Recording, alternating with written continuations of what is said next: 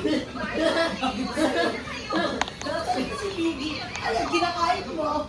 Eh, wala lang kami ito daw. Amoy bango. Wala na ba yun? Bango sa pang tapang eh, no? Parang sinabi mo na rin na pwede ka nilang bilhin, di ba? Ganun ka, hindi mo nga sa i-release, di ba?